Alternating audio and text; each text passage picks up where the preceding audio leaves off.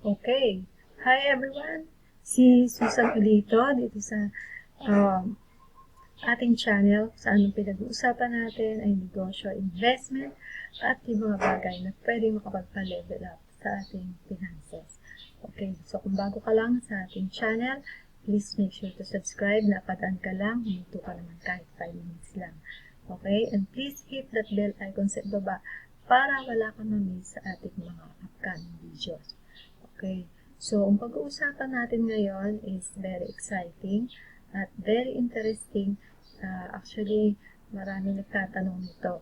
At syempre, napapanahon itong ating topic for today. Okay, so paano ba maging Foodhub operator ni JC Premier or ni Siomai King? Okay, so una-una, ano ba yung Foodhub na tinatawag? Okay, so yung Foodhub, isang distribution channel siya approved by JC Worldwide, okay? To accept and release JCW food products. So, kumbaga, parang ikaw yung pinaka warehouse or outlet sa isang probinsya. Although marami ng outlets or parang warehouse, ito nga yung Foodhub, nationwide, kalat na po.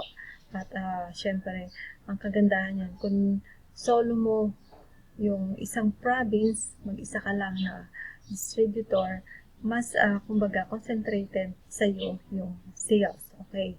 So, pero meron din namang mga malalaking bayan or, probinsya na merong 2 or 3 distributor or food hubs like Laguna, yan. Tapos, Pampanga, okay? So, ano pa? You are the sole distributor sa area mo kung maliit lang yung probinsya. Okay? So, ang kagandahan niyan, wala pong application fee. Application is free. Okay? Medyo nagkulang ng arto. Okay?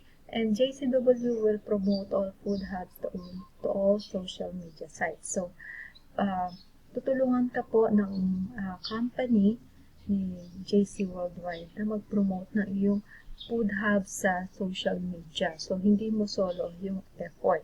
Okay? At mayroon ding 1-year contract term na minimal lang naman ang contract fee. Okay? So, foods you will carry as a food hub. Okay? Okay, bago mag-pandemic, alam natin, nakakarating tayo ng mga malls, diba? Nakakakita tayo ng mga food cart, ni Siomai King, ni Noodle House, yan. Potato King, Shotoda King, Burger Factory. Ganun na rin si Mang Box at si Boy Bontat, okay? Meron siyang mga physical stores, okay? At I'm sure nakatikim ka na rin ng Siomai King siomai na napakasarap, okay? Kakaiba talaga yung lasa niya. So, yun nga, before the pandemic, meron siyang mga sariling physical store o food cart. Pero nung nagkaroon na ng pandemic, hindi na applicable yung mga food stall na yan o food cart na yan dahil marami na nagsara na malls, okay? At hindi na rin tayo ganong makapunta ng malls na yon. So, naisip ni JC na gawing online franchise itong mga business concept na to at pinagsama-sama itong 5 food concept into one business. Okay? Kasama na rin to. Okay? At ang kagandahan niya, si Siomai King naman hindi lang siomai ang kinikilala niya product. Meron siyang siopaw, dumplings, mga ano pa yun? Mantaw, ayan. So, ganun din si Noodle House, si Potato King, Burger Factory, Siopaw the King. So, meron silang kanya-kanya na variety of products. Okay? At bilang food hub operator, makakakuha ka ng 43% commission kada successful purchases galing kay customer dito sa mga products na i-carry mo nito. Okay? So, ganyan din kay Mang Box, makakakuha ka ng 20%, kay Boy Bonda, 30% naman. Okay? At marami din kinikerry itong mga itong dalawan to ng mga produkto na talagang, kumbaga, maraming choices si customer na pamimilian. Okay? So, nandyan yung spicy sisig, kare-kare, meron spicy squid, merong mga chicken. So, madami. Hindi lang yun, meron pang beef pares, may goto. So, masasarap talaga.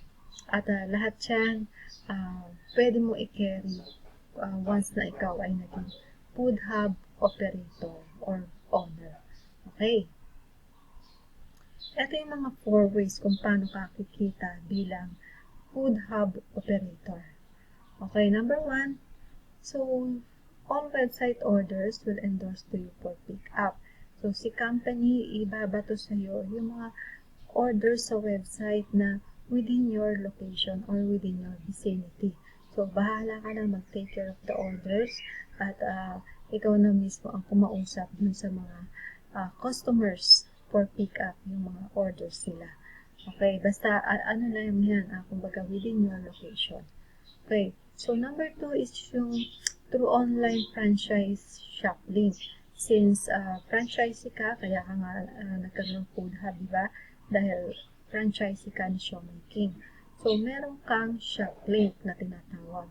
And for every online franchise shop link na meron pumapasok doon na orders, makaka-receive ka ng 43% referral income from all successful transactions. Okay?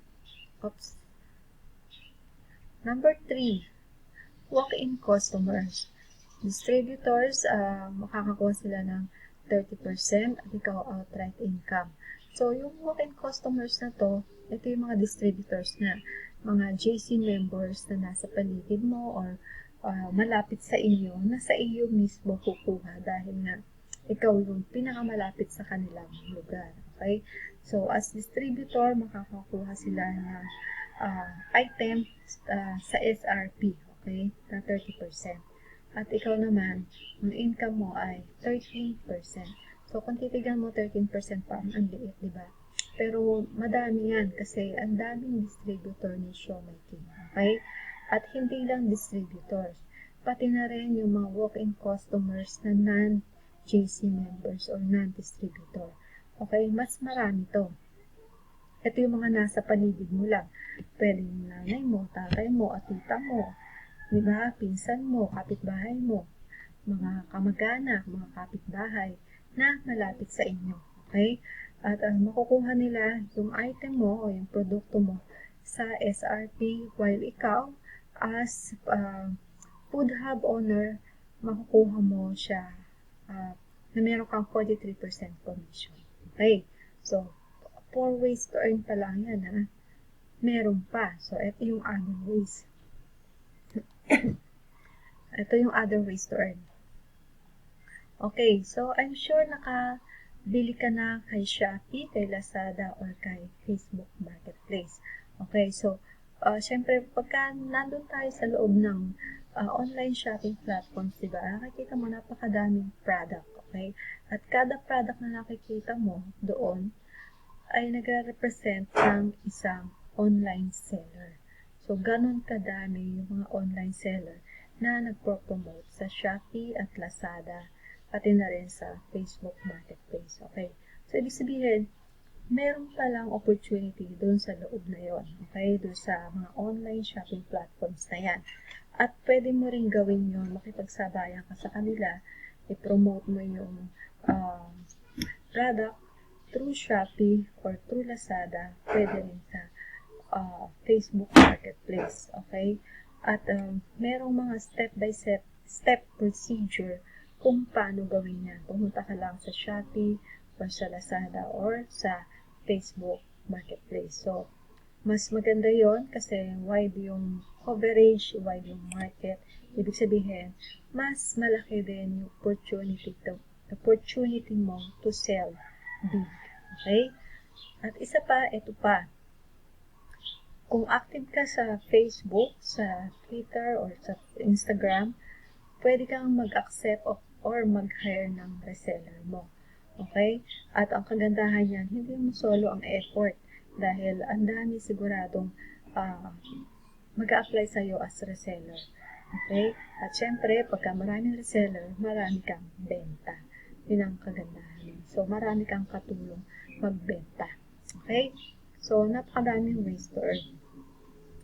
So, paano ka mag-a-apply as a Foodhub operator or Foodhub owner?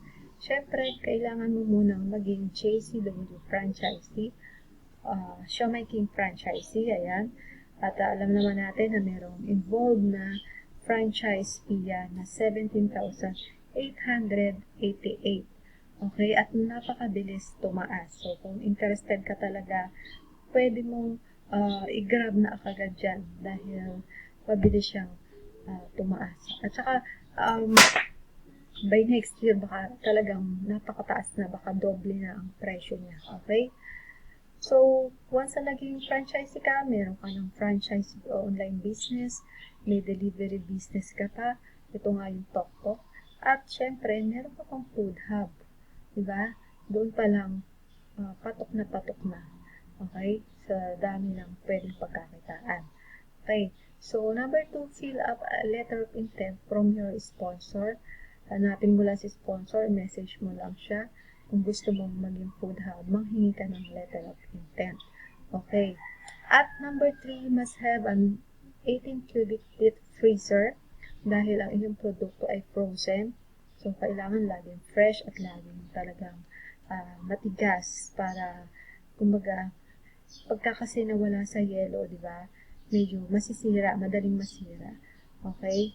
At kailangan laging fresh para pagka meron kumuha sa'yo ng maramihan, makikita niya, wow, fresh na. Kumbaga talagang hindi mo pinapabayaan na mawala dun sa ice dahil masisira talaga siya. Okay? So, kailangan mo ng malaking freezer.